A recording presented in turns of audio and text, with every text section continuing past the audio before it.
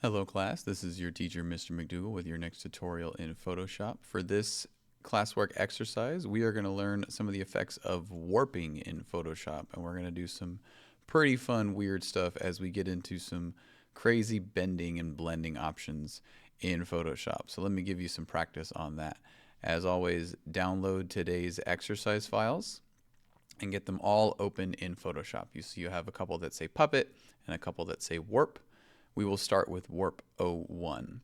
So pause the video right now so you can download all of the exercise files and open them up, and then join me again right at this point.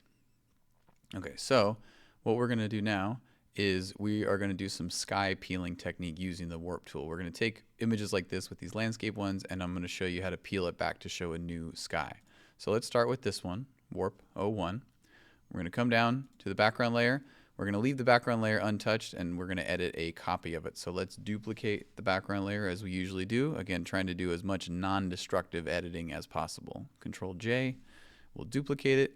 And to stay non-destructive, we're going to bend this around a little bit. And in order to make sure we can still change it if we need to, we are going to convert it into a smart object. So right click, convert to smart object. Now it's protected because we're going to do some bending and weird stuff, and if we don't do this part, then any changes will be permanent and we won't be able to fix it. So now let's grab warp 02 and we're going to bring this sky in. So either select all and copy paste, or what I like to do is just click, hold, and drag with my move tool and drop it right in there. Drop it wherever you want for right now. We can always move it around later. So right now layer order says that this sky layer is on top. We just need to move it in between the other two layers. So take this new sky layer and move it in between the original and our smart copy. So now on the smart copy layer, on this top one, we are going to peel this one back using the warp effect.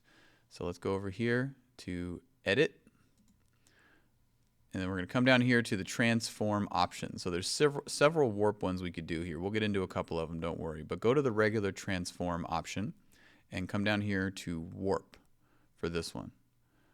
And now you'll see you kind of have this rule of thirds and this grid line and these little points right here. So typically when we transform, if you drag the points, it changes the scale.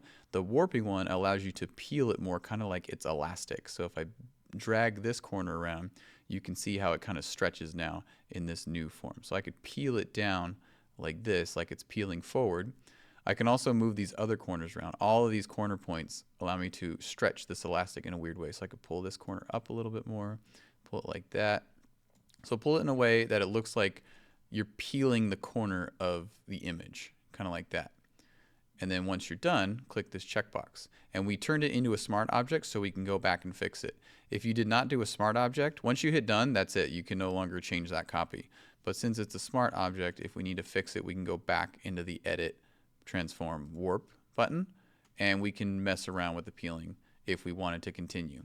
If you did not do smart object, that option is no longer available. And now we can move around the layer underneath it. So if we click on layer number 2 and we drag this one around, we can adjust where exactly we want the sky to be revealed. Say we want it, I'm going to do it like right about there.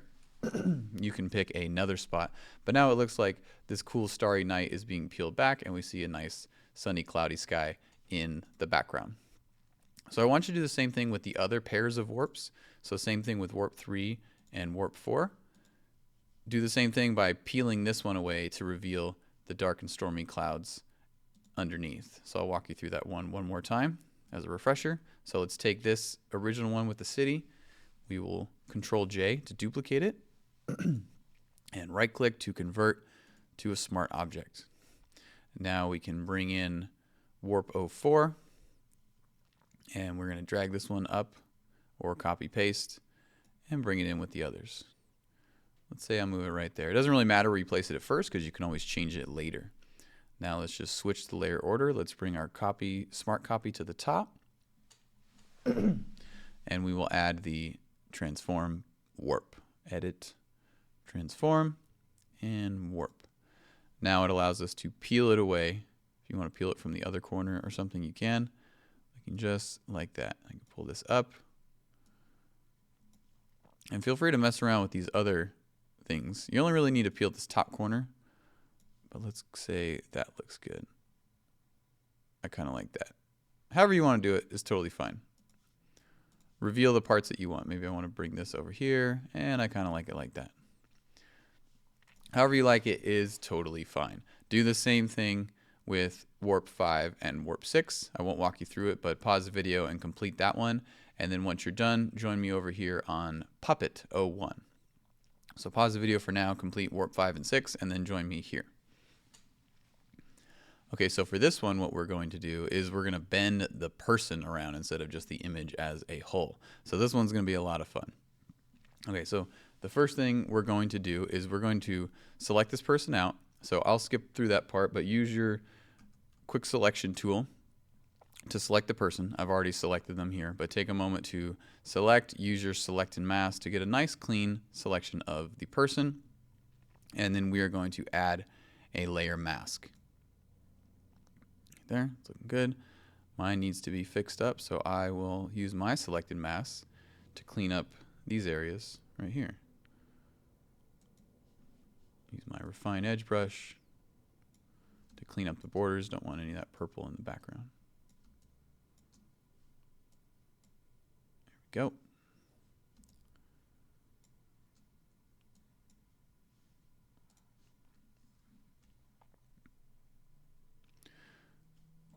All right, so now that she has been masked out, we're going to convert her into a smart object.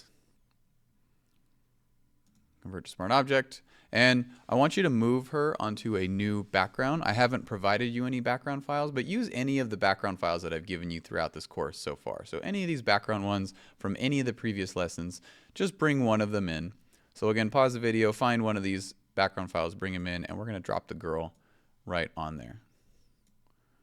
Just like that. So take a second to find any background file that I have provided for you from the previous lessons and bring her in. Pause the video and do that part right now, and then join me here. All right, so now what we're going to do with this person is we're going to have a little bit of fun. So when we went to the edit warp option, we were able to warp the whole thing.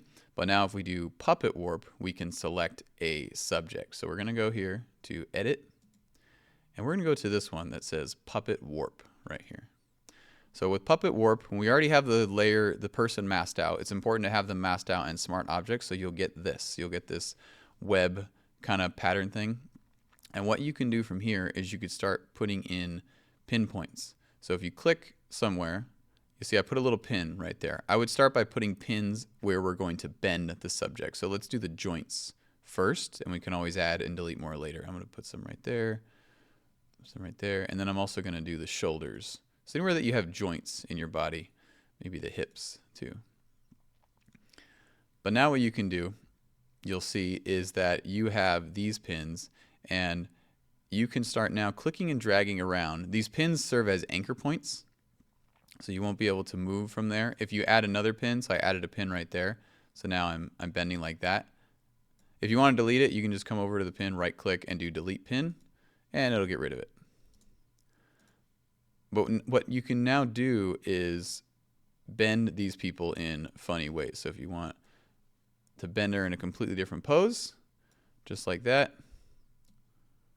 There we go. You can also lock her down if I pin her hair. There we go. Stretching out her hair. But now I just want you to have some fun with bending these people around just like that. Do whatever you like. You can bend them in a funky way. Experiment with these options up here. The mode, if you do distort, it will do this effect.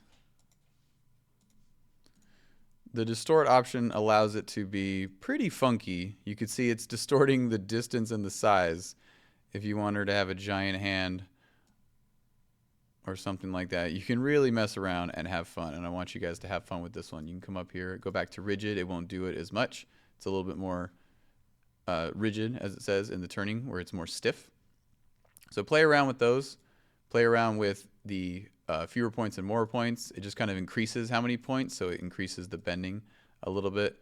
But take your time and kind of play around with all of these to see how you can bend this person in a funny shape, however you would like. It's completely up to you. As I mentioned in this part of Photoshop, we're going to get weird with it. We're going to start moving people around in a funny way. So mess around with it, and once you're good, you can hit the checkbox, and we can always go back into it. If you go back into the puppet warp, you can go back to fix it because we turned them into a smart object.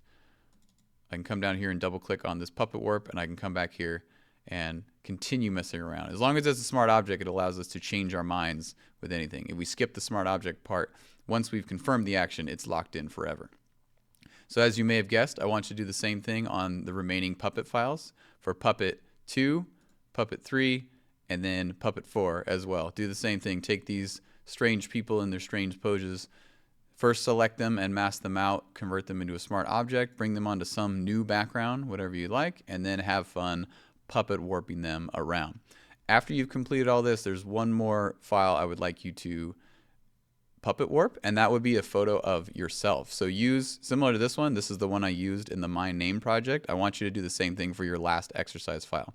So after you've done all the ones I provided to you, find your photo that you did for your fun pose in the My Name project, and I want you to puppet warp yourself as well. So take screenshots of all your edits of this, screenshot of all your peeled skies, screenshots of your funny peeled people, all of these new subjects peeled, including yourself. Take your screenshots and post them here. I can't wait to see how you bend all of the subjects around, but have fun and let me know if you have any questions.